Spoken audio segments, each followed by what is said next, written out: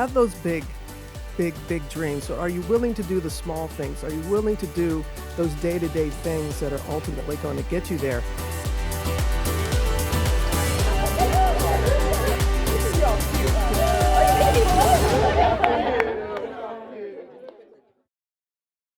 Robin, it is a pleasure having you back home at Southeastern Louisiana University. You're coming back here not only as an acclaimed national broadcaster, Thank you. but also as an alumna. What does it mean to walk through the halls in this studio of a media center that is dedicated to you? Oh, you trying to go for the tears right out of the box? Okay, you can't warm up? Can't give me a few softballs before that? Oh, Nyla, thank you first of all for your kind words. Took my breath away when I saw my name on the side, and to know that this media center bears my name, and I'm very proud. I'm proud because I know what it's like to walk on this campus. I know what it's like to be you with big dreams and hopes. And I also know what it's like to be supported as I was when I was here. And so to have this center here, to give you the best of the best, to attract the best, to give you every opportunity to make it possible for you to reach whatever it is that you would want to do. Absolutely. That's all our dreams are. Yeah. Are there any moments from your time here as a student that you still think about today? Maybe make you smile, make you laugh? The Brown Door? No, Nickel Beer Night? Sorry. You think I'm kidding.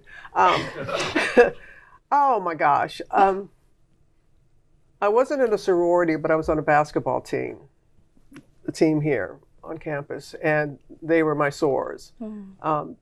It was wonderful. What I love about college sports, it's not the name on the back of the jersey that's most important. It's the name on the front. It's your university. And so I have fond memories of representing Southeastern around the country in different places. But just walking around, the beignets, going to making sure I had enough left on my card to get enough beignets. But it was just a very, very welcoming. You felt very safe and very welcomed and very nurtured. That's what I remember most. Yeah. You started off your broadcasting journey working at local radio station WHMD, Southeastern's own KSLU. Yeah. How important is local media in terms of community? Bring it. In fostering the next generation of broadcasters? Just what you said right there. It's everything. It is everything. And I would hope that young journalists such as yourself want that, because sometimes you want to leapfrog and already be in a bigger market and a bigger arena. But this is where you learn, and this is where you're able to serve. And local, everything's local. Even it doesn't matter. And it's so important to the person that's in Ponchatoula or here in Hammond or in the area or New Orleans, doesn't matter, Kenner. They don't care what's going on in New York City. It's what's happening here. And so to have local papers and radio and TV it's vital. It's vital for the community to get them the actual true facts and information that they need to be able to make informed decisions for themselves and their families. Very key. You can tell I'm a little passionate about that. Absolutely. And I mean, it was great because I worked locally here, WFPR, KSLU, then went to a small station in Hattiesburg, a small station in Biloxi, Nashville, Atlanta, before making it to ESPN, and learned so much along the way. And I loved being in a local, with the local market. It was great. Early in your career, you made bold decisions. You would leave one market to chase an opportunity in the next market, living by the mantra, dream big, but focus small. You did your homework, girl. I love that. Give it up. Yes, ma'am. And when I was doing those things, I was actually taking a pay cut. To get to the bigger market, because I would be in a certain market and was doing well and would get to a certain pay level.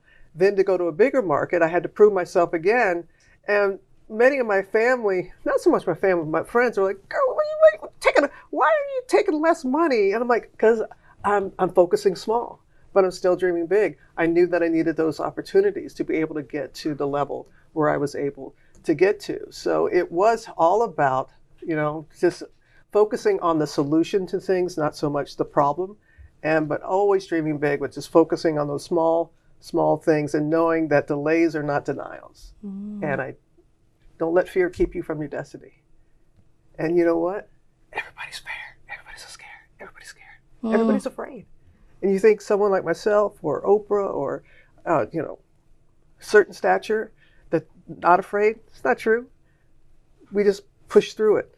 So don't think that if you're fearful, that means you're onto something. That means like, well, this means something. I'm scared. This means something. Don't play it safe. Be bold, audacious.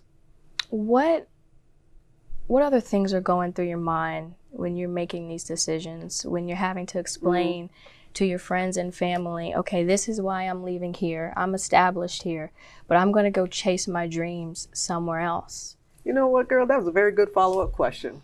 It really was. It was sometimes difficult to have those conversations because you want to be a pleaser. And, my mother and father sacrificed a great deal. I'm the youngest of four, to have all four other children go to college. But then I realized the people that I had surrounded myself, my true tribe, they got it. They understood. And they really stepped in the gap. They stepped in the gap a lot for me. But also, you know what? No is a complete sentence. I don't have to explain it. I just say no. And not no, and then you have to explain. So what I would say to them, no, I didn't feel like I had to go beyond that. And because they respected me so. But it was difficult. But I just did something with Shonda Rhimes, the wonderful Shonda Rhimes. And she's written this great book that you should read, A Year of Yes. And she's updated it. And she said, and there's many different chapters, and saying yes to difficult conversations, that we shy away from having those difficult and challenging conversations. And it was difficult sometimes for me to express to my family and friends the decisions that I was making. But I knew that I was following my heart. Speaking of family, you have a strong support system, which is a powerful testimony of the role that family can play in shaping one's trajectory through life. Sure. What kind of encouragement would you give to students who may not have such a strong family backing, but are trying to find their authentic path in life? Well, that's another good question. And this is what I am very grateful for my family. My mother and father, I blow a kiss to each one before I walk into the studio every morning on GMA. Sister who worked in New Orleans, very phenomenal broadcaster. A big brother, another sister. We're very, very close and tight. What I say to somebody, if you don't have that, it doesn't have to be blood. Doesn't have to be somebody that's a relative. There are people here on this campus who want to step in the gap and be that person for you.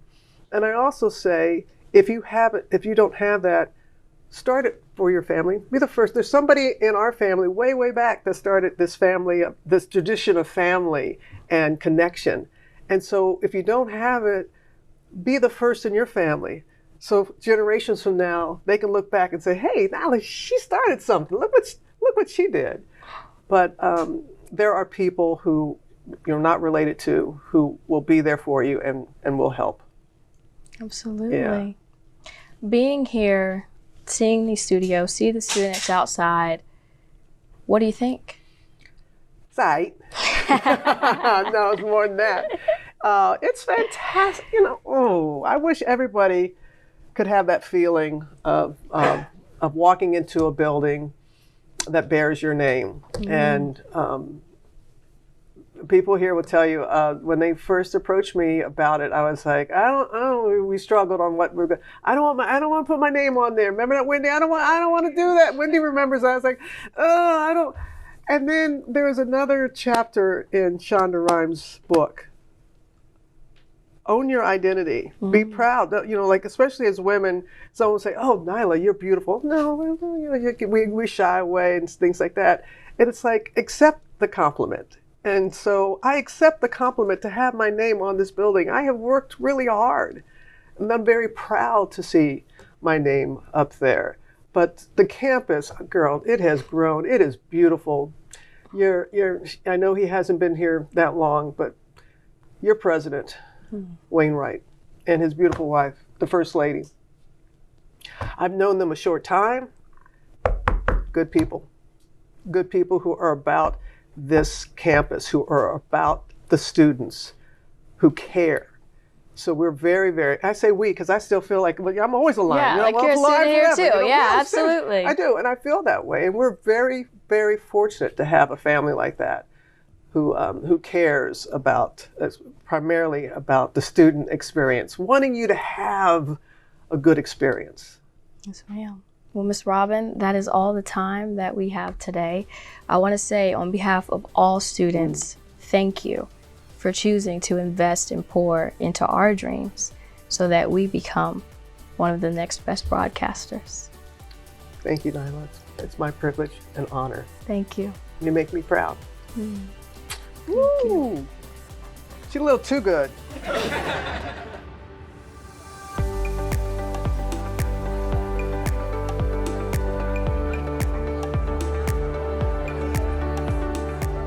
Thank you all for joining us on this momentous occasion where we bear witness to the transformative power of education in recognition and in honor of Robin Roberts. I look out at you all. I love each and every one of you for what you represent, for what you instilled in me, and what you are doing to carry on what I and so many before me have done for this university. We want the best for you. The best is yet to come. But what is most important, everyone who's going to walk through those doors, the teachers that are in there waiting for you to help you, because you are rooted to rise. Everybody has a gift. Discover yours and share it with the world. And I'm so grateful that I have been allowed this opportunity to share a gift with my Southeastern family. And I have to say, it is good to be home. Thank y'all very much. Thank you.